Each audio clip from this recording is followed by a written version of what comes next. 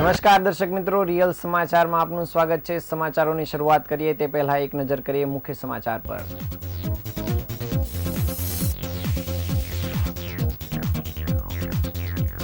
ઉકાઈ ડેમમાંથી પાણી છોડવાનું ઓછું કરાતા તંત્રએ રાહતનો શ્વાસ લીધો।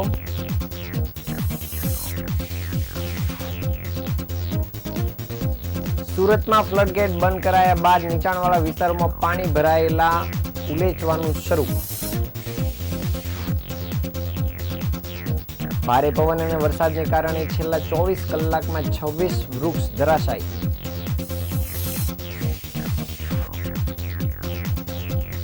ગુજરાતમાં આવતી જતી કુલ 50 કરતાં વધુ ટ્રેન રદ કરાઈ તેમજ એસટી બસની કેટલીક ટ્રીપોને પણ રદ કરાઈ। વડોદરામાં વિશ્વામિત્રી ભયજનક સપાટીથી પર રહેતા લોકોને બચાવવા 20 ફાયરમેનની ટીમ સ્ટેન્ડબાય પર રહી। પાલનપુર પાટિયા પાસે મિત્ર સાથે ચાલવા નીકળેલા યુવકની કરાઈ કરપીણ હત્યા।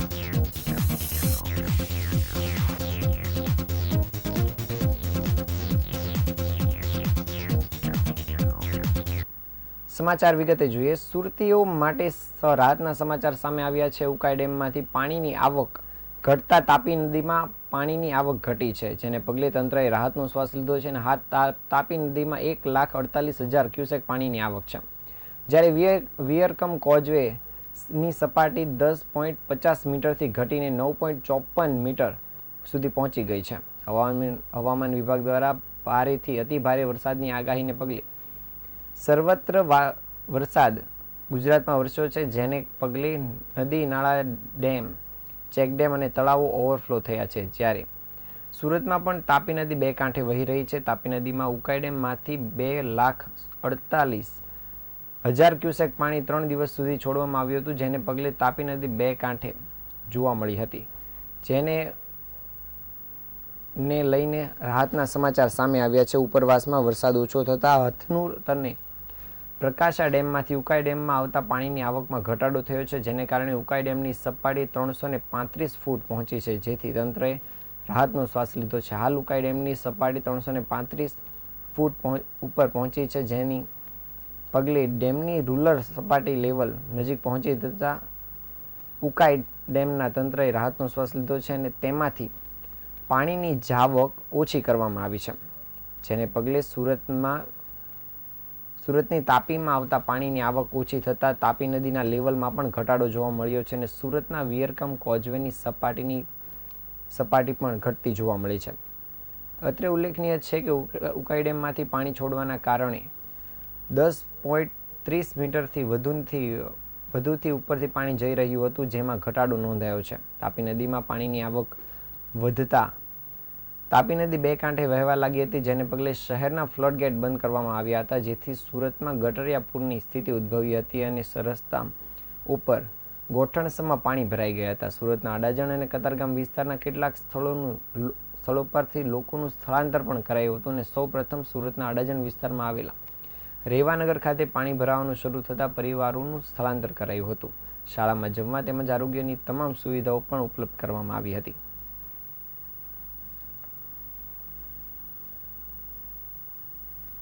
સુરતમાં પડી રહેલા વરસાદ અને ઉકાઈ ડેમમાંથી 2.5 લાખ ક્યુસેક પાણી છોડવામાં આવ્યું હતું, જેને પગલે તાપી નદી પરના ફ્લડ ગેટ બંધ કરી દેવામાં આવ્યા હતા, જેથી નીચાણવાળા વિસ્તારોમાં વરસાદ અને ડ્રેનેજના પાણી ભરાઈ ગયા હતા। આ ભરાયેલા પાણીને ઉલેચવા માટે તંત્ર દ્વારા મોટર પંપ મૂકવામાં આવ્યા હતા। સુરતના ઉપરવાસમાં આવેલા ઉકાઈ ડેમમાં આવેલા પાણીને કારણે તેમની સપાટી રૂલર લેવલ પર જાળવી રાખવા માટે 2,49,000 ક્યુસેક પાણી છોડવામાં આવી રહ્યું હતું, જેની શહેરમાં પાણી તાપીમાં જવાની જગ્યાએ તાપીનું પાણી શહેરમાં બેક ન આવે તે માટે ફ્લડગેટ બંધ કરી દેવામાં આવ્યા, જેથી તાપી કાંઠાના નીચાણવાળા વિસ્તારમાં ડ્રેનેજ સહિતના પાણી ભરાઈ ગયા હતા। આ પાણીનો નિકાલ કરવા માટે રાંદેર વિસ્તારમાં પાલિકા અને ફાયર વિભાગ દ્વારા 4 જેટલા પંપ મૂકીને પાણી કાઢવામાં આવી રહ્યું હતું। ફ્લડગેટ બંધ કર્યા બાદ ડ્રેનેજના પાણી માટે મોટર અને પાઇપ દ્વારા પાણી ઉલેચી તાપી નદીમાં છોડવામાં આવી રહ્યું હતું। આ કામગીરીને લઈને વરસાદી પાણી શહેરના નીચાણવાળા વિસ્તારમાં ન ભરાય તે માટે છેલ્લા 24 કલાકથી અલગ અલગ જગ્યા પર આ રીતની કામગીરી તંત્ર દ્વારા કરવામાં આવી રહી છે।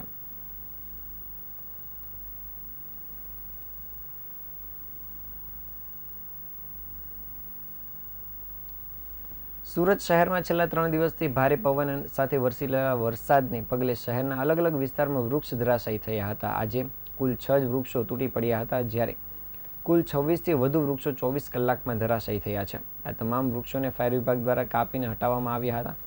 આ સાથે જ ગતરોજ એક વૃક્ષ ઘર પર પડ્યું હતું, જો કે કોઈ જાનહાનિ થવામાં આવી નથી. અગાઉ ચોમાસાની શરૂઆતમાં જ સતત 4 દિવસ ભારે વરસાદના પગલે શહેર ગમરોળ્યું હતું, ત્યારે પણ 3 દિવસમાં 100થી વધુ વૃક્ષ તૂટી પડ્યા હતા. રવિવારથી શરૂ થયેલા ધોધમાર વરસાદની સાથે સાથે જોરદાર પવન ફૂંકાયો હતો, અને જેના પગલે શહેરના જુદા જુદા વિસ્તારમાં વૃક્ષો તૂટી પડવાની ઘટનાથી ફાયર બ્રિગેડ અને ગાર્ડન વિભાગના કર્મચારીઓ દોડતા રહ્યા હતા. ફાયર બ્રિગેડના સૂત્રોએ જણાવ્યું હતું કે સોમ, મંગળ અને આજે અત્યાર સુધીમાં ફાયર કંટ્રોલ રૂમને કુલ 36 વૃક્ષ ધરાશાયી થયાના કોલ મળ્યા છે, જ્યારે છેલ્લા 24 કલાકમાં જ ભારે પવનના કારણે 26 જેટલા વૃક્ષો ધરાશાયી થયા હતા. સદનસીબે કોઈપણ ઘટનામાં જાનહાનિ થવા પામી નથી. ફાયર બ્રિગેડની ટીમ દ્વારા વૃક્ષોને કાપી ખસેડવાની કામગીરી કરવામાં આવી રહી છે. સુરતના વરાછા વિસ્તારમાં આવેલા વરાછા પોલીસ સ્ટેશનની બાજુમાં એક વિશાળ વૃક્ષ ભારે પવન અને વરસાદના કારણે તૂટી પડ્યું હતું. વરાછા મેઇન રોડ પર જ આ વૃક્ષ ધરાશાયી થયું હતું. આ રોડ પર રોજ મોટી સંખ્યામાં લોકોની અવરજવર થતી હોય છે. ક્યારે આ વૃક્ષ પડવાના કારણે વાહન ચાલકોને ઈજા થઈ હતી, અને આ વૃક્ષ તૂટી પડવાને કારણે એક ટેમ્પો પણ ને નુકસાન થયું હતું, અને જે 2 જેટલી પસાર થઈ રહેલી બાઇક ચાલકોને પણ નુકસાન થયું હતું. જ્યારે આ બાઇક ચાલકોને ઈજા થતાં તેમને નજીકની હોસ્પિટલમાં ખસેડવામાં આવ્યા હતા.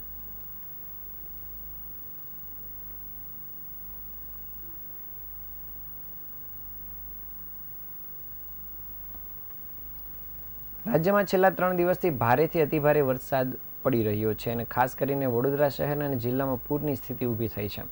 ત્યારે રાજ્યભરમાં પબ્લિક ટ્રાન્સપોર્ટને ગંભીર અસર પહોંચી છે. આજે વડોદરા, આણંદ, મુંબઈ અને ભુજ તરફ જતી 22 જેટલી ટ્રેનોને રદ કરવામાં આવી છે. મુંબઈ તરફ જતી તેજસ એક્સપ્રેસ, કર્ણાવતી સહિતની ટ્રેન રદ કરાઈ છે, જ્યારે એકતાનગર એક્સપ્રેસ અને આણંદ વડોદરા મેમુ ટ્રેન પણ રદ કરવામાં આવી છે. આમ 28 અને 29 ઓગસ્ટની 50 જેટલી ટ્રેનોને રદ કરાઈ છે.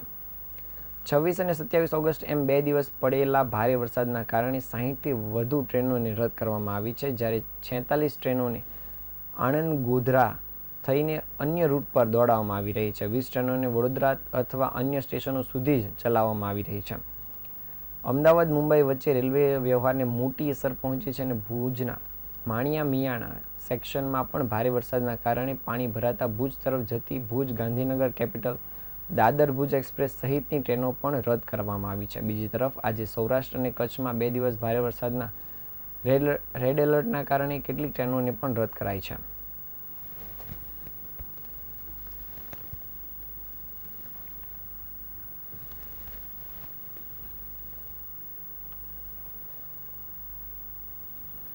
ગુજરાતમાં સૌરાષ્ટ્ર અને મધ્ય ગુજરાતમાં ભારે વરસાદના કારણે ટ્રેનો અને એસટી બસોની ટ્રીપોને રદ કરવામાં આવી છે, જેને કારણે હજારોની સંખ્યામાં મુસાફરોને અટવાવાનો વારો આવ્યો છે. સુરતમાંથી પસાર થતી 42 જેટલી ટ્રેન અને સુરતથી ઉપડતી 52 જેટલી એસટી બસોની ટ્રીપો બંધ કરી દેવામાં આવી છે. છેલ્લા 2 દિવસથી સૌરાષ્ટ્ર અને મધ્ય ગુજરાતમાં સાંબેલાધાર વરસાદ પડી રહ્યો છે, જેના કારણે ઠેર ઠેર પાણી ભરાઈ ગયા હોવાથી વાહન વ્યવહારને સૌથી મોટી અસર પહોંચી છે. સુરત એસટી બસ દ્વારા જે જગ્યા ઉપર પાણી ભરાયા છે તે વિસ્તારની બસોને બંધ કરી દેવામાં આવી છે. મધ્ય ગુજરાત અને સૌરાષ્ટ્રના 19 જેટલા રૂટ પર એસટી વિભાગ દ્વારા સુરક્ષાને ધ્યાનમાં લઈને એસટી બસ બંધ કરવામાં આવી છે. એસટી વિભાગ નિયામક પીવી ગુજરે જણાવ્યું હતું કે વરસાદના પગલે સુરત એસટી વિભાગની 52 જેટલી ટ્રીપોને હાલ બંધ કરાઈ છે. મધ્ય ગુજરાત અને સૌરાષ્ટ્ર તરફ જતા 19 જેટલા રૂટો પર બસ બંધ કરી દેવામાં આવી છે, જેમાં સૌરાષ્ટ્ર તરફના સોમનાથ, પોરબંદર, જામનગર, દ્વારકા, જૂનાગઢ, ભુજ અને મધ્ય ગુજરાત તરફના ઝાલોદ, દાહોદ, લુણાવાડાના રૂટ બંધ કરાયા છે.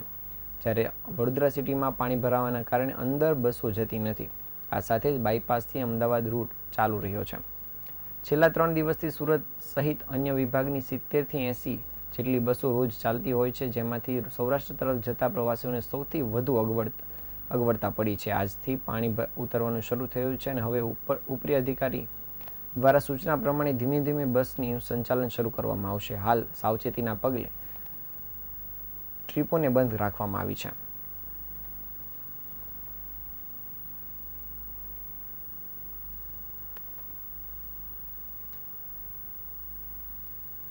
હેવી રેનના લીધે સુરત વિભાગની 52 ટ્રીપો કેન્સલ થઈ છે, 19 રૂટો કેન્સલ કર્યા છે, જેમાં છે પોરબંદર, સોમનાથ, દ્વારકા તેમજ નોર્થમાં આપણે ગોધરા, ઝાલોદ, દાહોદ તરફનું સંચાલન છે એ સ્થગિત કરવામાં આવેલું છે. રેનના લીધે અગમચેતીના ભાગરૂપે આ સંચાલન બંધ કરવામાં આવેલું છે, અને અત્યારે આશરે 500 થી 1000 પબ્લિકનો જે એમને મુસાફરી કરી શક્યા નથી, પરંતુ આ જે હેવી રેન છે અને અગમચેતી ભાગરૂપે મુસાફરો પાણી ઊંચું થાય અને સંચાલન ચાલુ થાય પછી મુસાફરી કરે એવી વિનંતી છે. સુરત વિભાગને 70 થી 80 ટ્રીપો રદ કરવામાં આવી છે. વિશ્વામિત્રી નદીમાં પાણીના જળસ્તરમાં વધારો થતાં વડોદરા ચારે તરફથી પાણીમાં ડૂબી ગયું હોય તેવા દ્રશ્યો સામે આવી રહ્યા છે. વડોદરાવાસીઓએ ક્યારેક જોયું ના હોય તે પ્રકારના જળબંબાકારના દ્રશ્યો જોવાના વખત આવ્યો છે. અનેક લોકોને બહારગામ ગયા હતા તે પણ વડોદરામાં ફસાઈ ગયા છે અને આવી સ્થિતિમાં લોકોના રેસ્ક્યુ માટે સુરત મહાનગરપાલિકાની ફાયર વિભાગની ટીમ સજ્જ થઈ વડોદરા જવા માટે રવાના થઈ છે. સુરત મહાનગરપાલિકા દ્વારા જ્યારે પણ ગુજરાતમાં પૂર જેવી કુદરતી હોનારત થતી હોય ત્યારે અલગ અલગ પ્રકારની કામગીરી માટે ફરજ બજાવે છે અને સુરત શહેરની ટીમનો પૂર દરમિયાન રેસ્ક્યુ કરવાની કામગીરીનો બહોળો અનુભવ છે. ત્યારે રેસ્ક્યુ પૂર્ણ થયા બાદ સ્વચ્છતા માટેની કામગીરીનો પણ અનુભવ ધરાવે છે અને હાલ વડોદરામાં જે પ્રકારની વિશ્વામિત્રી નદીમાં પૂર આવ્યું છે તેના કારણે અલગ અલગ વિસ્તારો પાણીમાં ગરકાવ થઈ ગયા છે અને પૂર આવ્યું હોવાના કારણે હવે લોકોને અસરગ્રસ્ત વિસ્તારમાંથી બહાર કાઢવાનો પણ મોટો પડકાર ઊભો થયો છે. સુરત ફાયર વિભાગ દ્વારા 4 ફાયરના ઓફિસરો સાથે 20 ફાયરમેનોની ટીમને રવાના કરવામાં આવી છે, જેમાં અલગ અલગ સાધન સાથે મોકલવામાં આવ્યા છે. ચીફ ફાયર ઓફિસરે જણાવ્યું હતું કે વડોદરામાં હાલ પૂરની સ્થિતિ સર્જાઈ છે અને અનેક વિસ્તારો પાણીમાં ગરકાવ થઈ ગયા છે. ત્યારે સુરતની ટીમ વડોદરા પહોંચી છે અને 4 fire officer, 4 boat, 2 Tata mobile અને 20 ફાયરમેન અને 1 એમ્બ્યુલન્સ સાથે રવાના થયા છે. વડોદરામાં જઈને લોકોની મદદ માટે તમામ પ્રકારના પ્રયાસ હાથ ધરવામાં આવશે અને અનુભવી અધિકારીઓના માર્ગદર્શનમાં સારી રીતે કામ કરી શકશે. જરૂર જણાશે તો હજી પણ અહીંથી ટીમ અન્ય અધિકારીઓ સાથે મોકલવાની અમારી તૈયારી છે.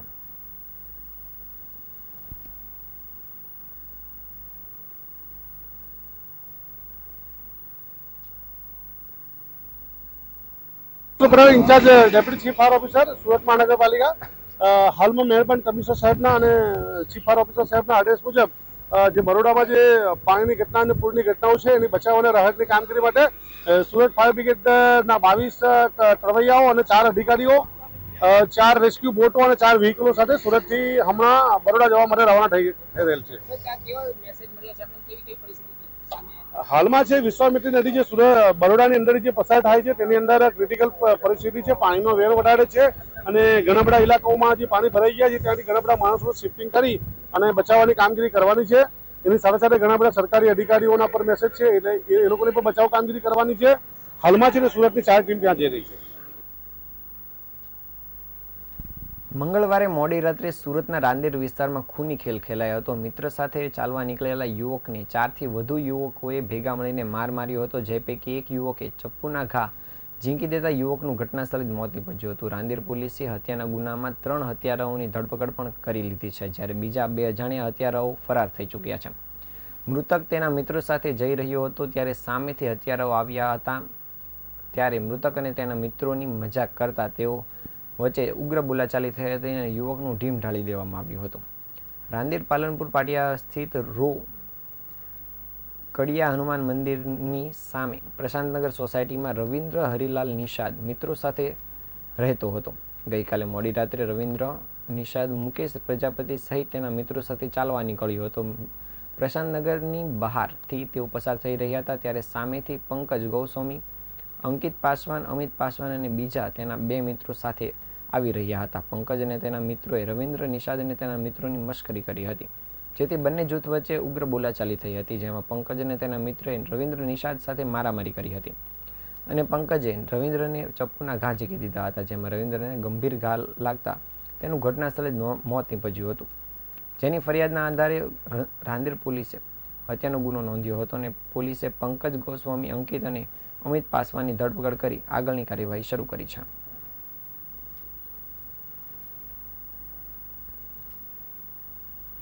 સુરત શહેરમાં ફરી એક વખત અસામાજિક તત્વોનો આતંક જોવા મળી રહ્યો છે. ગુનેગારો કાયદો અને પોલીસનો કોઈ ડર ન હોય તેવું લાગી રહ્યું છે અને આ વખતે શહેરના પાંડેસરા વિસ્તારનો વિડીયો સામે આવ્યો છે, જેમાં એક યુવાન જાહેરમાં ચપ્પુ લઈને યુવક પર હુમલો કરી રહ્યો છે. પાંડેસરા પોલીસે આ વાયરલ વિડીયોના આધારે હાલ તપાસ શરૂ કરી દીધી છે. પાંડેસરા વિસ્તાર ખાતે આવેલા પિયુષ પોઈન્ટથી પાંડેસરા જીઆઈડીસી તરફ જતા રસ્તા પર અસામાજિક તત્વોનો આતંક જોવા મળ્યો હતો. વિડીયોમાં સ્પષ્ટપણે જોવા મળે છે કે ચપ્પુથી એક યુવક બીજા યુવક પર હુમલો કરી રહ્યો છે અને આ જીવલેણ હુમલાનો વિડીયો હાલ સોશિયલ મીડિયામાં વાયરલ થઈ રહ્યો છે. જે વિડીયો પાંડેસરા પોલીસના હાથે લાગતા પોલીસે તપાસ શરૂ કરી છે. આ અંગે પાંડેસરા પીઆઈ દ્વારા જણાવવામાં આવ્યું હતું કે સોશિયલ મીડિયામાં વાયરલ થયેલો વિડીયો પાંડેસરા વિસ્તારનો છે અને આ માહિતી મળી છે, જેના આધારે અમે તપાસ કરી રહ્યા છે. સીસીટીવી ફૂટેજ અને સ્થળ પર હાજર લોકોની પૂછપરછ કરવામાં આવી રહી છે અને પોલીસ તપાસ બાદ આરોપીઓ સુધી પહોંચી શકાશે.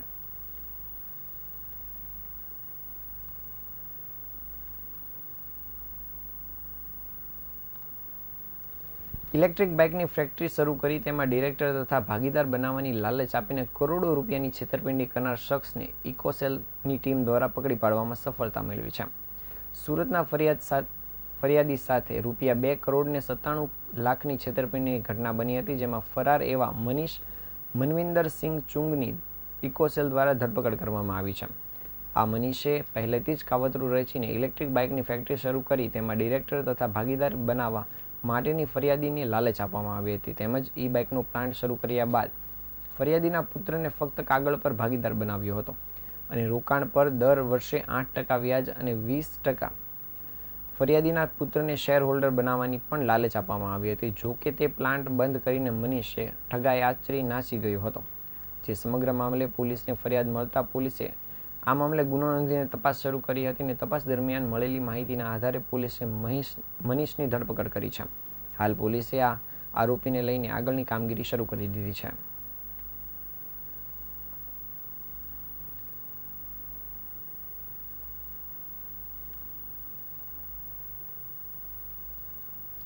સમાચારના અંતે ફરી એકવાર નજર કરીએ મુખ્ય સમાચારો પર.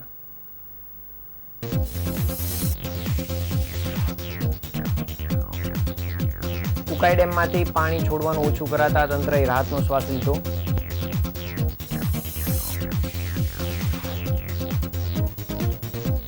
સુરતમાં ફ્લડગેટ બંધ કરાયા બાદ નીચાણવાળા વિસ્તારમાં ભરાયેલા પાણી ઉલેચવાનું યથાવત.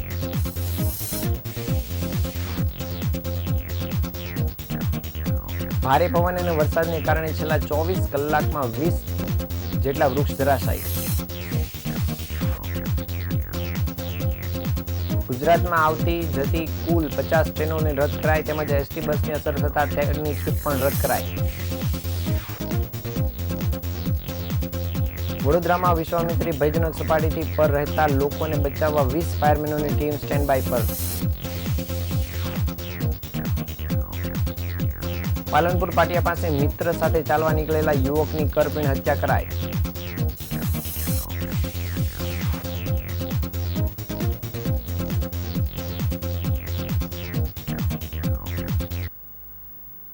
આ હતા અત્યાર સુધીના સમાચાર. નવા સમાચારો સાથે આવતીકાલે ફરી મળીશું. ત્યાં સુધી રજા આપશો. નમસ્કાર.